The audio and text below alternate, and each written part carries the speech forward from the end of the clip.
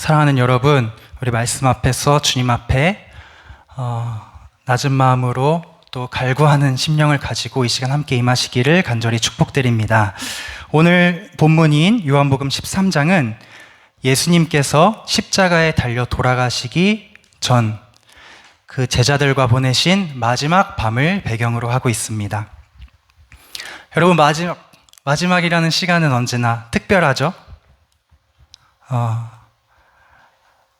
더욱이 내가 너무나도 사랑하고 아끼는 사람, 내가 의지하는 사람과의 이별의 순간이라면 더욱더 아주 특별하고도 슬프고도 애틋한 것이 이 마지막이라는 시간입니다.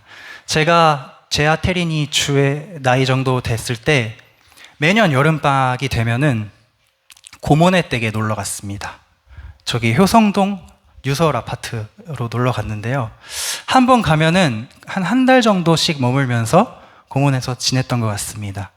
가면요, 친척 형이 있고 누나가 있고 귀여운 강아지 해피가 있고 고모랑 고모부가 저한테 너무 잘해주셔가지고 제가 방학 동안에 아주 행복하게 한 달 정도를 그 효성동에서 보냈는데요.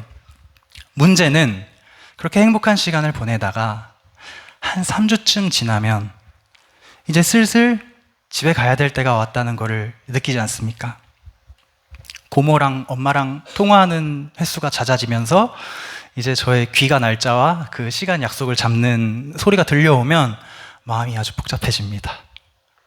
왜 복잡하냐면 가기 싫은데 집에 엄마는 또 보고 싶고 이게 뭐가 좋은 걸까? 이런 마음이 저한테 있었던 것 같은데 결국에는 시간이 지나면 띵동 하고 엄마 아빠가 오시죠. 오셔서 성규야 하고 들어오시면 제가 또 그래도 남자니까 또 심란한 마음을 감추고 미소를 지으면서 왔어 인사를 하고 잘 지냈어? 잘 지냈어? 가자 하고 씩씩하게 문을 나섭니다. 고모네 그 아파트 8층이었거든요. 8층이라서 이제 내려가야 되는데 엘리베이터 버튼을 이제 딱 누르면요, 제 기억에 아직도 생생한데 그 엘리베이터 버튼이 제 눈물 버튼이었어요. 이걸 딱 누르는 순간에 제가 이제 참았던 그 눈물이 터지면서 그 엘리베이터 문이 닫힐 때 오열을 하면서 해피 안녕 건강해야 돼 이러면서 명절 때도 만날 건데 그랬던 기억이 납니다. 그 고모네 가서 너무 즐거운 추억이 많았는데 제 머릿속에 너무 생생히 이제 남아있는 기억들은 대부분 그 이별하는 순간 제가 엘리베이터 앞에서 오열하는 장면들이 위주로 기억에 남아있어요. 그 정도로 한 달 겨우 같이 산 건데도 이렇게 이별이 어렵습니다. 네, 여러분, 예수님을 중심으로 24시간 3년이 넘도록 붙어서 가족처럼 살아가던 그 예수 공동체의 이별은 얼마나 슬펐겠습니까? 예수님은 사실 처음부터 제자들에게 이별을 예고하셨죠. 나는 죽으러 이 땅에 왔다는 것을 알려주셨지만 제자들은 알아듣지 못했습니다. 마지막 밤이 돼서야 조금 밝히 깨닫고요. 근데 죽는다는 뜻이 무슨 뜻일까? 고민할 새도 없이 주님이 십자가에 달려 죽으셨습니다. 너무나도 갑작스러운 이별을 맞은 것입니다. 제자 중에 요한이라는 사람은요, 평소에 스승님의 그 사랑을 너무나도 원해서 그 사랑을 갈구하는 어린아이 같은, 껌딱지 같은 제자였습니다. 여러분 아시듯이 밥을 먹을 때도 요한은 예수님 품에 안겨서 먹었고요. 스승님이 뭔가 중요한 일을 하러 가시면 꼭 따라 나섰습니다. 게다가 요한복음은 요한을 예수께서 사랑하시는 제자라고 이렇게 표현을 하죠. 제가 읽을 때는 예수께서 사랑했으면 좋겠는 제자라고 읽히긴 하는데 어쨌든 요한복음이 그렇게 증언을 하기 때문에 예수님이 사랑을 받는 제자였다. 그에게 얼마나 이 밤이 충격이었겠습니까, 여러분? 내가 너무나도 사랑하는 그 선생님이, 주님이 죽음을 예고하시고 반나절 만에 십자가에 달려서 계신 모습을 보았을 때, 네, 여러분, 너무나 감사하게도 우리는 이 사랑의 제자 요한을 특별히 감동하신 성령님을 통해서 사랑에 눈뜬 이 제자의 증언을 통해서 다른 복음서에는 없는 특별한 장면들을 요한복음에서 만나게 됩니다. 어떤 장면이냐면 주님께서 자기 사람을 사랑하시되 끝까지 사랑하는 모습들을 우리가 보게 돼요. 밥 먹다가 갑자기 일어나셔서 허리에 수건을 두르시고 제자들의 발을 씻어주십니다. 요한복음에만 나오는 장면이에요. 제자들에게 새 계명을 주십니다. 이 계명을 지키면 모든 사람이 너희가 내 제자인 줄 알 거야. 요한복음에만 있는 장면입니다. 식사 후에 나가서 둘러앉아서 긴 유언을 전하시는 모습, 요한복음에만 있는 장면입니다. 얘들아, 나 없어도 걱정하지 마. 내가 가는 게 너에게 좋은 일이야. 내 말을 믿고 담대하게 기다려. 나는 포도나무고 너희는 가지야. 내게 꼭 붙어 있으렴. 너희는 이제 내 종이 아니야. 내 친구야. 당당해지렴. 내 이름으로 아버지께 구하면 다 주실 거야. 너희는 나보다도 더 큰 일을 하게 될 거야. 그러나 너희가 곧 나를 떠나서 흩어지게 될 거야. 그래도 괜찮아. 나는 혼자가 아니라 아버지와 함께 있기 때문에 괜찮아. 그러니까 담대하고 환난이 와도 걱정하지 마라. 내가 세상을 이겼다. 요한복음에만 있는 유언입니다. 아하브 공동체의 중심, 우리의 중심을 만드는 성경 구절이 신명기 6장 5절입니다. 너는 마음을 다하고 뜻을 다하고 힘을 다하여 내 하나님 여호와를 사랑하라. 이 말씀도 사실 주님이 우리에게 주신 유언입니다. 때가 다해서 사랑하는 백성을 이제 떠나야 하는 모세의 유언을 통해 주신 말씀이지요. 구약의 아하브, 신약의 새 계명, 이 두 유언을 통해서 우리는 성경 전체에 걸쳐 사랑하라 라고 하는 계명을 듣습니다. 그래서 오늘 우리는 이 사랑하라는 계명, 특별히 예수님께서 새로 주신 새 계명을 통해서 우리를 향한 하나님의 그 사랑을 확증하기 원하고요. 그리고 예수 그리스도의 제자라는 전에는 없던 이 아주 특별한 부르심 속으로 우리가 나아가는 결단이 있기를 간절히 소망합니다. 말씀의 본문의 순서를 따라 세 부분으로 보겠습니다. 첫째는 새 계명을 너에게 주노니, 둘째는 내가 너희를 사랑한 것 같이, 셋째는 제자인 줄 알리라. 먼저 새 계명을 너에게 주노니입니다. 제가 마태복음 22장 36절에서 40절 말씀을 잠깐 읽어드리겠습니다. 선생님, 율법 중에서 어느 계명이 크니이까? 예수께서 이르시되 내 마음을 다하고 목숨을 다하고 뜻을 다하여 주 너의 하나님을 사랑하라 하셨으니 이것이 크고 첫째 되는 계명이요. 둘째도 그와 같으니 내 이웃을 내 자신같이 사랑하라 하셨으니 이 두 계명이 온 율법과 선지자의 강령이니라. 아멘. 여러분, 온 율법은 하나님 사랑과 이웃 사랑으로 압축됩니다. 이 두 계명이 가장 크고요. 이 두 계명이 전부입니다. 주님께서 그렇게 말씀하셨습니다. 그렇기 때문에 율법은 주님이 지금 인증하시는 겁니다. 처음부터 그 자체로 완전하고 선했습니다. 처음부터.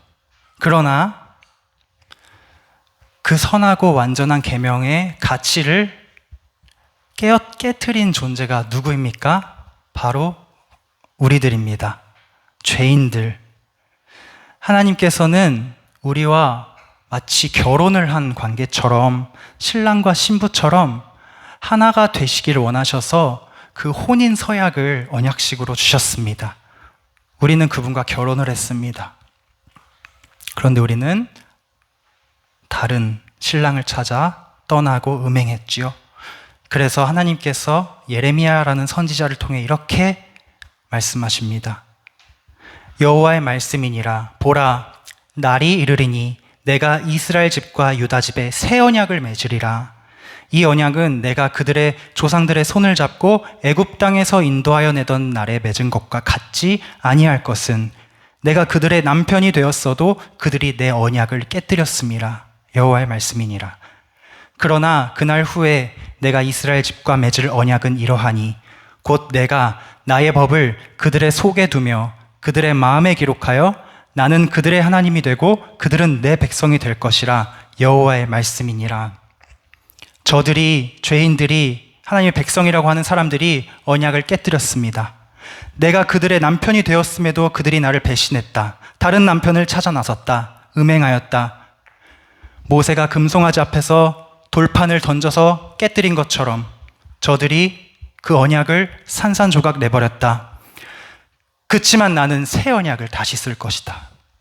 이번에는 결코 깨어지지 않도록 내가 내 계명을 돌판이 아니라 너희의 마음판에 새길 것이다. 그리고 내가 그 마음판에 새긴 계명을 너희가 다 온전히 지킬 수 있도록 내가 직접 내려가서 본을 보이겠다. 사랑이 뭔지, 사랑 어떻게 하는 건지, 누구한테 해야 되는 게 사랑인지를, 그리고 사랑하면 얼마나 큰 기쁨이 있는지를 내가 몸소 너희에게 보여줄 거야. 아들께서 제가 가겠습니다 하고 내려오셨습니다. 유월절 전에 예수께서 자기가 세상을 떠나 아버지께로 돌아가실 때가 이른 줄 아시고 세상에 있는 자기 사람들을 사랑하시되 끝까지 사랑하시니라. 여러분, 처음부터 완전했던 그 율법은요, 새 계명에서도 그 내용이 전혀 바뀌지 않았습니다. 바뀐 것은 무엇이냐? 새 계명이 기록된 자리, 돌판이 아니라 우리의 마음판. 그리고 또 하나 다른 점은 주님께서 친히 그 계명들을 어떻게 지키고 이룰 수 있는지를 육신을 입고 오셔서 보여주셨다는 겁니다. 그를 본받고 따라가는 사람들이 바로 제자입니다. 때문에 제자라는 사람들은 예수 그리스도 이전에는 없던 사람들입니다. 이 시대 우리가 누리는 특권, 주님의 제자가 되는 것, 아무나 할 수 없는 일입니다, 여러분. 저는 이 제자라는 정체성이 너무나도 소중하고 크게 느껴집니다.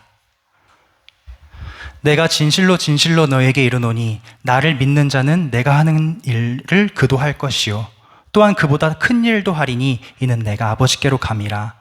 여러분, 제자들은 예수님보다 더 큰 일을 할 수도 있다고 주님께서 약속해 주셨습니다. 예수를 스승으로 모신 제자들은 하나님 아버지께서 직접 내려주시는 영광을 누리는 사람들입니다. 이것은 제 주장, 제 말이 아닙니다. 이 영광의 출처는 창세전부터 하나님과 함께 계셨던 말씀, 기록된 성경 안에 다 들어있습니다. 여러분, 성경을 우리가 두 부분으로 나누죠. 구약과 신약이 있습니다. 구약, 옛 언약, 그리고 신약은 새 언약입니다. 구약을 영어로 올드 테스타먼트라고 하고 신약을 뉴 테스타먼트라고 합니다. 그런데 이 테스타먼트는요, 라틴어 테스타멘툼이라는 말에서 번역이 된 말입니다. 여러분, 이 테스타멘툼이라는 말의 원래 뜻이 뭔지 아십니까? 유언장이라는 뜻입니다. 그래서 성경은 두 개의 유언장으로 이루어져 있고요. 우리가 지금 사회에서도 쓴 그 유언장의 성격을 그대로 따릅니다. 유언의 특징이 세 가지가 있습니다. 첫째, 본인만 변경 또는 철회할 수 있습니다.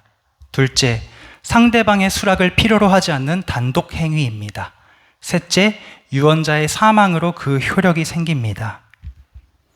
성경의 저자이신 주님을 대입해서 보면요, 주님께서 주신 언약은 예수님만 변경 또는 철회하실 수 있습니다. 이 언약은 사람의 수락을 필요로 하지 않는 예수님의 단독 행위입니다. 이 언약은 예수님의 사망으로 그 효력이 생깁니다. 따라서 예수 그리스도께서 옛 언약을 두고도 제자들에게 새 언약을 선포하실 수 있는 이유는 그분이 처음부터 쓰신 분이기 때문이고, 그 선포 속에 하나님 아버지께서 직접 내려주시는 눈부신 영광이 담길 수 있는 이유는 주님께서 십자가에서 죽으심으로 그 효력이 발생하기 시작했기 때문입니다. 여러분, 성경은 예수 그리스도께서 처음부터 시작하셔서 끝마치는 그 구속의 사역을 자기 죽음을 통하여 우리에게 내려주시는 은혜임을 우리가 알고 있습니다. 그래서 새 계명이라는 것은 태초에 계셨던 말씀, 하나님과 함께 계셨던 말씀인 예수 그리스도를 믿고 그를 사랑하는 자에게는 반드시 그 효력이 발생합니다. 우리 모두 그 새 계명을 따라서 행함으로 주님의 제자가 될 수 있는 우리들 되길 간절히 소망합니다. 두 번째로, 내가 너희를 사랑할 것 같이입니다. 저는요, 사랑이 너무 어렵다고, 그 연인 간의 사랑 말고도요, 사랑이 너무 어렵다고 느낀 적이 정말 많습니다.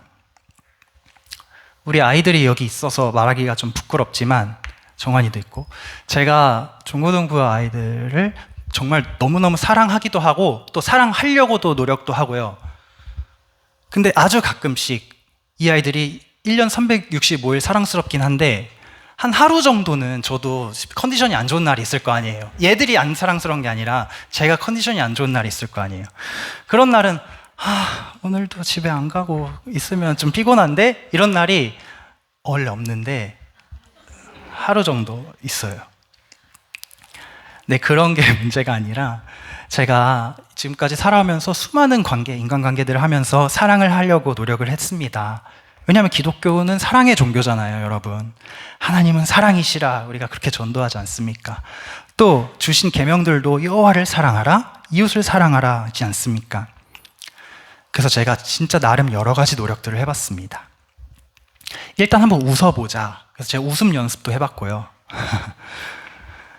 상처받을 만한 말을 들으면 제가 표정이 싹 바뀌는 걸 발견을 하고, 말을 한 귀로 듣고 한 귀로 흘리는 훈련을 해보자 해서 정말 습관적으로 상처 주는 말을 하는 사람들이 있어요. 저에게 흘릴 수 있는 능력을 지금 마스터했고요. 그리고 무조건 잘해주는 게 사랑은 아닌 것 같다는 깨달음이 언젠가 또 오더라고요. 그래서 할 말은 해야 되는구나, 이런 깨달음도 얻었고, 또 그 사람을 너무 자주 보는 게 유익이 아닐 때도 있더라고요. 그래서 사랑하지만 거리를 더 보자 한 적도 있고요. 대화 방법을 바꿔야 되나? 제가 또 T라서 T 80 몇 %라서 굉장히 대화가 스킬이 없어요. 그래가지고 유튜브를 보기도 하고 뭐 책을 찾아보기도 하고, 심지어 논문을 이 자체가 T라는 증거긴 한데 인간관계 잘하는 법을 논문으로 찾아본 적이 있다는 거. 그래서 정색을 해볼까, 뭐 화를 한번 내볼까, 무조건 사랑한다고 참아볼까, 여러 가지 방법을 써봤습니다. 근데 결국 성공한 적이 단 한 번도 없는 것 같아요. 네, 여러분, 주님을 따르는 그 제자의 길은, 사랑하는 길은 우리가 다 처음엔 호기롭게 시작을 하지만 언젠가 한 번은 반드시 좌절됩니다. 왜냐하면 그 끝에는 십자가가 있거든요. 사랑의 끝에는 십자가가 있는데, 나를 완전히 부인하고 내가 죽어도 괜찮아, 사랑을 위해서라면, 저 사람을 위해서라면 난 죽어도 괜찮아, 이 정도까지 가는 게 사실 죄된 우리로서는 불가능하다고 저는 생각을 해요. 여러분은 모르겠습니다만. 그래서 제 악한 마음이 나를 부인하고 예수님 닮은 사랑을 하려고 하는 그 노력들을 정말 완강히 거부합니다. 제 내면 속에서부터. 그래도 노력은 합니다. 믿는 사람이니까. 그럼 이 충돌을 하게 되죠. 그러면 결국 지쳐버립니다. 몸도 지치고 마음도 지치고. 그래서 끝에까지 가면 제가 계명을 탓하게 되더라고요. 이게 잘못된 계명이다. 주님, 사랑하는 사람이 있고 받는 사람이 따로 있습니까? 나는 주기만 하고 저 사람 받기만 하고 서로 사랑하라고 했는데 서로가 안 되지 않습니까? 이러면서 화를 내기도 하고요. 근데 어머니가 저한테 그렇게 화를 내실 것 같긴 합니다만, 어쨌든 나는 맨날 퍼주기만 하고 왜 돌아오는 건 없냐? 하나님께서 사랑을 하라고 하신 계명이 우리 공동체에게 주어진 것인데 왜 나만 힘쓰는 것 같지? 지칩니다. 여러분, 오늘 베드로도요, 제자 중에 행동대장이죠. 예수님께 새 계명을 듣자마자 주님께 질문합니다. 아, 새 계명 서로 사랑하라요? 네, 알겠습니다. 그렇게 할게요. 주님, 이제 어디로 가십니까? 내가 가는 곳에 너는 지금 따라올 수 없다. 그러나 나중에는 따라오게 될 거야. 왜 지금은 못 갑니까? 저는 목숨도 내놓고 주님을 따라갈 수 있습니다. 베드로야, 내가 정말 진실로 너에게 말하는데 너가 닭 울기 전에 나를 3번 부인할 거야. 그리고 주님은 십자가를 지고 죽으러 가십니다. 베드로는 3번 주님을 부인합니다. 한 번은 저주까지 했습니다. 내 주인이라고 불렀던 그 스승님을 아주 철저히 부정하고 배신하고 제자의 길에서 벗어납니다. 나머지 제자들도 마찬가지였습니다. 그리고 이제 제자가 되기 전 원점으로 회귀해서 고기잡이로 돌아가서 호수에 배를 띄우고 그물질을 하기 시작합니다. 그런데 여러분, 그 자리에 누가 찾아오셨습니까? 배신당하신 주님께서 부활의 영광을 쥔 채 자기를 부인했던 제자, 그러나 내가 이미 택한 그 제자에게 다시 찾아오십니다. 요한의 아들 시몬아, 내가 나를 사랑하느냐? 나를 사랑하느냐? 나를 사랑하느냐? 3번 주를 부인했던 베드로의 그 3번의 배신과 실수가 완전히 씻겨 내려가고 요한의 아들 시몬이 다시 베드로 반석으로 회복되었습니다. 그때부터 베드로는 이제야 깨닫습니다.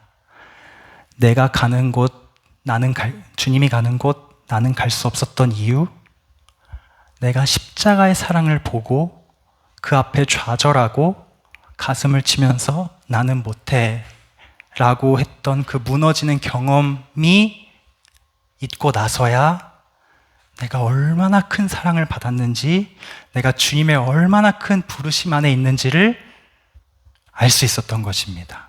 십자가의 경험 없이는 우리는 얕은 사랑, 이기적인 사랑, 내 유익만 추구하는 사랑을 할 수밖에 없는 것입니다. 그 십자가 사랑을 깨달은 시몬에게, 베드로에게 주님이 제자로서의 사명을 주십니다. 그래, 베드로야, 그 사랑으로 이제 내 어린 양을 먹이렴, 내 양을 치렴, 내 양을 먹이렴. 사랑하는 여러분, 베드로뿐만 아니라 주님께서 우리를 얼마나 오래 참아주셨습니까? 우리가 주님께 얼마나 큰 사랑을 매일 받고 있습니까? 성경에 그 10,000달란트 빚진 자가 나오잖아요. 저는 수억 달란트 빚진 것 같아요, 주님한테. 하나님의 아들이 하늘 보좌 버리고 오셔서 자기 생명값을 주시고 나를 사셨는데 나는 조그만한 죄, 조그만한 유혹, 피곤함, 귀찮음, 이기심 때문에 주님을 배반한 적이 한두 번이 아닙니다. 그런데도 주님은 여전히 찾아오셔서 내가 나를 사랑하느냐, 나를 사랑하느냐 반복적으로 물으십니다. 물으실 때마다 저는 할 말이 없습니다. 기도의 자리에 무릎 꿇고 앉아서 그냥 앉아 있을 뿐입니다. 그런데 앉으면 회복시켜 주시는 주님의 은혜를 저는 경험을 못한 적이 단 한 번도 없는 것 같습니다. 주님 앞에 나아가기만 하면, 무릎 꿇기만 하면, 인정하고 주님 사랑한다고, 가식적인 것 같아도, 내가 한심해 보여도 사랑한다고 고백하면 주님은 언제나 제게 그래, 그 사랑으로 내게 허락한 양들을 치렴, 이렇게 말씀하셨습니다. 사랑하는 여러분, 이 세상 그 어떤 사람도 받은 사랑보다 더 크게 사랑할 수 있는 사람은 없습니다. 그런데 우리는 이미 세상보다 더 큰 완전한 사랑을 받은 존재들입니다. 그러므로 우리가 사랑을 할 수 있겠습니까? 없겠습니까? 당연히 있지요. 주님은 우리 앞에서 단 한 번도 진짜 사랑이 잘 안 되네 라고 하신 적이 없으십니다. 나만 사랑하고 쟤는 나를 안 사랑하네? 라고 푸념한 적도 없으십니다. 우리도 그러한 주님을 조금씩 닮아가기를 소망합니다. 마지막으로 제자라는 정체성에 대해서 보겠습니다. 우리 같이 이제 믿는 사람들을 표현하는 호칭들이 꽤 많습니다. 뭐가 있나요? 하나님의 백성, 하나님의 자녀, 그리스도인, 교인, 성도, 여러 가지 호칭들이 있는데, 오늘 예수님의 입을 통해 주어진 이 제자라는 정체성은요, 굉장히 무겁고 남다르고 심각한 정체성임을 여러분 아시기를 바랍니다. 마태복음 5장에 보면 주님께서 설교하시는 장면이 나오는데요, 예수께서 무리를 보시고 산에 올라가 앉으시니 제자들이 나아온지라 입을 열어 가르쳐 이르시되, 주님이 무리를 보시고 산에 올라가 앉으셔서 제자들에게 말씀하십니다.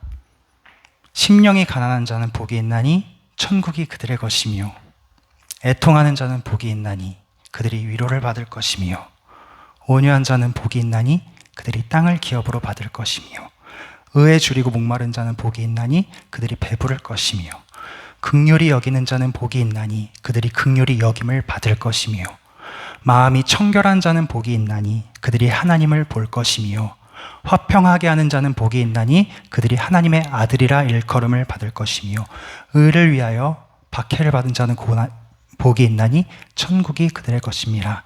나로 말미암아 너희를 욕하고 박해하고 거짓으로 너희를 거슬러 모든 악한 말을 할 때에는 기뻐하고 즐거워하라. 하늘에서 너희의 상이 큼이라. 너희 전에 있던 선지자들도 이같이 박해하였느니라. 이것이 무리와 제자의 차이입니다, 여러분. 교인과 제자의 차이이고 세상 그리스도인과 제자의 차이입니다. 제자는 세상 사람들과 본질적으로 다른 삶을 주님께서 요구하십니다. 아주 힘들고 어려운 길이죠. 그러나 그들에게는 남다른 상급이 주어진다는 사실 여러분 기억하시기 바랍니다. 짧은 설교 안에 천국이 그들의 것임이라고 2번이나 강조하셨고요. 하나님의 위로를 받는다고 말씀하셨고, 땅을 기업으로 받는다 말씀하셨고, 의에 줄이고 목마르면 반드시 배가 부르게 될 거라고 말씀하셨고, 하나님께서 긍휼히 보실 거라고 하셨고, 마음이 깨끗하면 하나님을 볼 수 있다고 하셨습니다. 하나님의 아들이라 불리는 영예를 누린다고 하셨습니다. 박해받는 자는 아예 대놓고 하늘에서 너희의 상이 큼이라 라고 말씀하셨습니다. 제자들은 너희 전에 있던 이사야, 예레미야, 선지자들과도 같다 이렇게 말씀하셨습니다. 여러분, 이 상을 제자된 사람들만 받을 수 있다면 우리가 그 제자의 꿈을 꿔야 하지 않겠습니까, 여러분? 이 상을 바라보고 달려간 제자들이 있습니다. 12제자 말고도 사도행전을 보면 처음 교회를 이뤘던 사람들을 성경은 제자라고 부르기 시작하거든요. 그들은 박해 속에서 주님을 믿었기 때문입니다.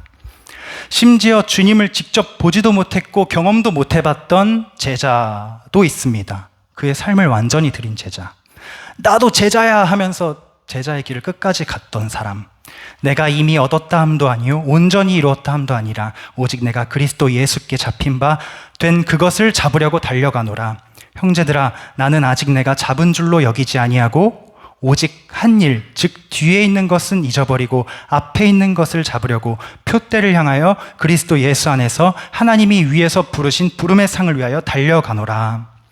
여러분, 우리가 예수님께서 주신 새 계명을 받고 제자가 되어서 끝까지 그분을 본받는 삶을 살 때 이런 상이 우리에게 주어질 것이라고 확신합니다. 우리 그 믿음 가지고 서로 돌보고 사랑하면서 서로 북돋아주면서 끝까지 함께 제자의 길 가자고 서로를 사랑할 수 있는 우리 아하브 공동체가 되기를, 그리고 여러분들이 되시기를 간절히 축복합니다. 마지막으로 제가 사랑하라는 이제 계명을 볼 때마다 한 가지씩 실천을 해보려고 노력을 하는데요. 이번에 말씀을 준비하면서도 우리가 뭘 실제로 할 수 있을까를 생각을 해보다가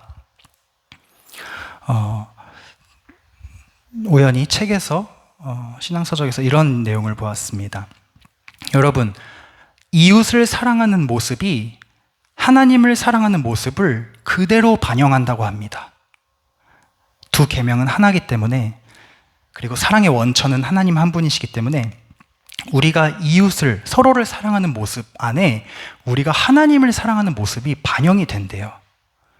그래서 제 생각을 해봤습니다. 제 가장 문제가 뭐냐면요, 예를 들어 저랑 하은이랑 이렇게 얘기를 하면 하은이가 얘기를 막 하고 있는데 얘기가 아직 끝나지도 않았는데 제 머릿속엔 이미 그 계산과 예상을 하고 있어요. 얘가 무슨 말을 하는구나. 그럼 난 이렇게 답변해야지. 그럼 제가 이렇게 답변하면 난 이렇게 답변해야지.